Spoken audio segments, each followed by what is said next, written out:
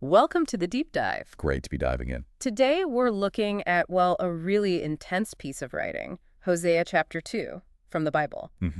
It's quite something. It really lays out this powerful relationship story, uses this marriage metaphor, right, between the Lord and Israel. Exactly. And it's a roller coaster unfaithfulness, serious consequences, but then this surprising pivot towards restoration. Yeah, an astonishing pivot, maybe. Mm. So our aim here is to sort of unpack this narrative arc, get into the why behind it all. And see what it tells us about things like trust, consequences, Yeah. and hope, really. Definitely hope. So where does it kick off? The conflict seems pretty immediate. It does. Right away, there's this call to the children who are, the people of Israel, my people, my loved one. And they're told to confront their mother, who represents the nation. That's the setup. Yeah. And the charge is blunt.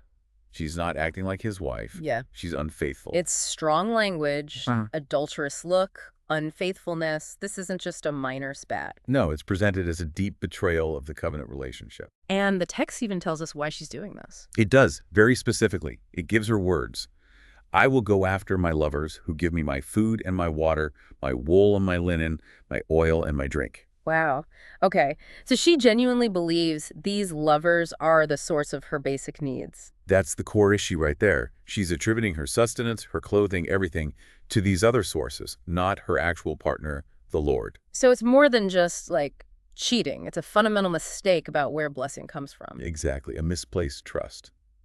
And these lovers, in historical context, likely referred to, well, pagan gods like Baal, believed to control fertility and rain. And maybe political alliances too, other nations. Could be. Things they thought offered security or wealth. So it's this mix of spiritual idolatry and misplaced practical reliance. And because of that mistake, that forgetting the true source, the consequences hit hard. They do. Swiftly and severely. Yeah. And they directly relate to the offense. The text gets pretty graphic, doesn't it? Stripped naked, bare as the day she was born. Yeah, it signifies total humiliation, exposure, loss of dignity. And it extends beyond her personally, to her environment. He says he'll make her like a desert, a parched land, kill her with thirst. It's this image of complete desolation. Taking away the very things she thought the lovers provided. Precisely. Water, bounty, and it even affects the children. Right. I will not show my love to her children because they are the children of adultery. That's heavy. The consequences ripple outwards. It shows how the breakdown impacts the future generation. But the husband isn't just standing by. He steps in. Actively. It says, I will block her path with thorn bushes.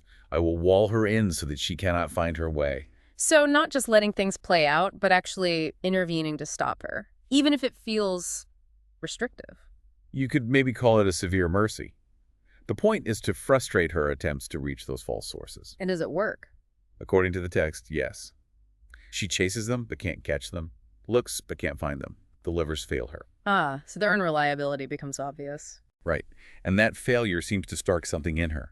A realization. Is that where she says, I will go back to my husband as at first, for then I was better off than now? Exactly that. She sees her current state, blocked and abandoned by her lovers, and remembers things were better before. A moment of clarity, maybe Yeah. driven by desperation? Perhaps. But it's a recognition, a turning back, even if just initially pragmatic. Yeah. And then the text hammers home the real offense again. Just to be sure we get it. Seems like it.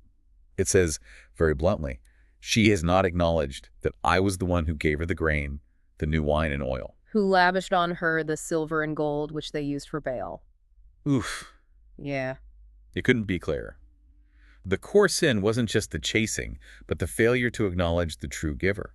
And worse, using his gifts to worship rivals. Taking the blessings meant for the relationship and diverting them. Precisely. So, logically, the punishment involves taking those things back. Therefore, I will take away my grain when it ripens, my new wine, take back my wool and my linen. The very provisions she misattributed and misused are removed, leaving her exposed again. And publicly exposed, it seems, before the eyes of her lovers. Yes. And it emphasizes that those lovers have no power to help her. No one will take her out of my hands. They can't rescue her. The consequences go even deeper, don't they? Affecting her whole way of life. They do. It hits her religious and community identity. Yeah. I will stop all her celebrations, her yearly festivals, her new moons, her Sabbath days, all her appointed feasts. Wow, the entire rhythm of her life and worship halted. Total disruption.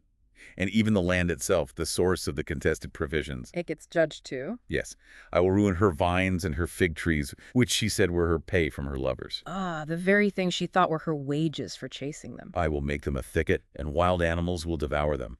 So the land becomes barren, dangerous, directly countering her false belief about where its bounty came from. It really exposes the flaw in her thinking. The land wasn't payment from lovers. It was a gift from the one she forgot. And that brings us right back to the root cause, highlighted again at the end of this section. Which is?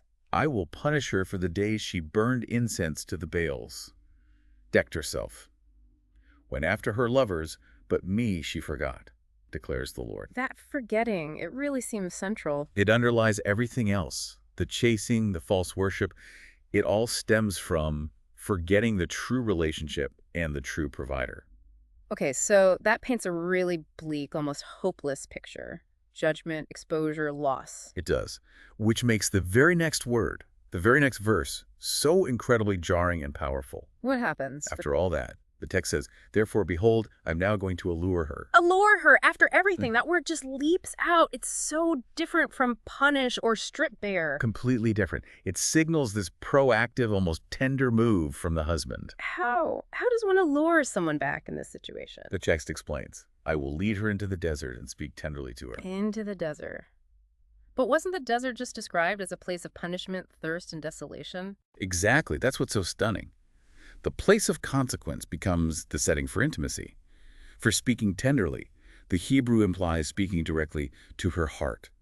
So the place of isolation becomes the place for a new beginning, away from the distractions. That seems to be the idea. And it's in that desert setting that promises of restoration are made. Like what? What's promised there? There I will give her back her vineyards. The very source of provision that was taken away as judgment is specifically promised back, right there in the place of emptiness. That's powerful. Giving back what was lost in the place of loss. And then comes perhaps the most famous line from this chapter. Let me guess. The Valley of Achor. That's the one. And we'll make the Valley of Achor a door of hope. Now, I remember Achor, Valley of Trouble, right? From the story of Achan and Joshua. A place associated with sin and judgment. Precisely. Yeah. A place synonymous with disaster stemming from unfaithfulness. And that place, he says, will become a door of hope. That's quite a transformation. It's not erasing the trouble, but turning the place of trouble into an entryway to hope. It suggests that hope isn't found by avoiding the difficult places, but that hope can emerge right from the site of failure and consequence. The judgment doesn't have the last word. Wow. Okay. And what else happens in this restored state? There's a return to joy. There she will sing as in the days of her youth, as in the days she came up out of Egypt. Ah, linking it back to that initial period of liberation and relationship, like a renewal of the first love. Yes, a return to vibrancy.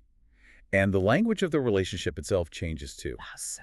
The Lord says, in that day, you will call me my husband. You will no longer call me my master. My husband instead of my master. That feels much more intimate, less hierarchical. It does. Especially since Baal could also mean master or lord. So it's a shift away from that term associated with both false gods and perhaps a more distant relationship towards my husband, signifying partnership, love, intimacy. And the false gods themselves. Yeah. Lovers. Addressed directly. I will remove the names of the Baals from her lips. No longer will their names be invoked. They're gone. Out of sight, out of mind, out of speech. This restoration sounds incredibly wide-ranging. Does it go beyond just them? It extends to all of creation, amazingly. In that day I will make a covenant for them, with the beasts of the field, and the birds of the air, and the creatures that move along the ground. A covenant with the animals? What does that signify? It suggests a kind of cosmic peace, a restored harmony. Like the broken human relationship disrupted the natural order, and reconciliation brings peace back to everything. And that leads to actual, tangible peace. Yes, bow and sword and battle I will abolish from the land, so that all may lie down in safety.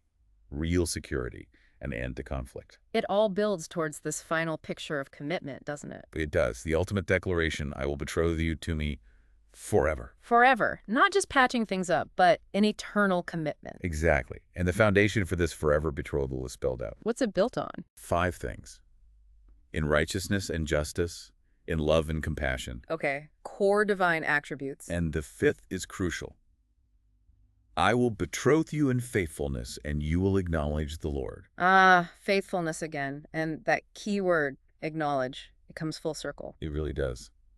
The problem started with the failure to acknowledge him as the source, and the ultimate restoration results in finally truly acknowledging him. That's a complete turnaround. And the chapter paints this beautiful picture of how that restored relationship brings harmony to everything. Is that the part about responding? I will respond to the skies? Yes, and they will respond to the earth, and the earth will respond to the grain, the new wine and oil, and they will respond to Jezreel. It's like a chain reaction of positive response, flowing right down from the divine to the crops. It's an image of a perfectly functioning, fruitful creation, all flowing from that restored relationship.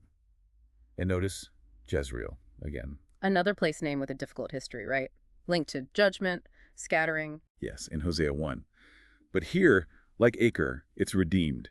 It becomes the recipient of the earth's bounty, linked now to planting and fruitfulness. So these places marked by failure are being reclaimed and redefined. Beautifully put. And the final verses seal this restoration of identity in relationship. How does it wrap up? I will plant her for myself in the land. I will show my love to the one I called not my loved one. I will say to those called not my people, you are my people, and they will say, you are my God. Wow. Directly reversing the names of judgment given earlier. Those declared not loved and not my people are now fully embraced, loved, claimed. It's a complete and total restoration of belonging and mutual relationship. So looking back at the whole chapter, it's quite a journey from this deep unfaithfulness driven by forgetting the source of blessing. Leading to really harsh, deserved consequences, stripping, desolation, loss. But then this completely unexpected turn, not just more judgment, but allure, tenderness, leading through the desert. Right, into this space where trouble itself, the Valley of Achor, becomes a door of hope.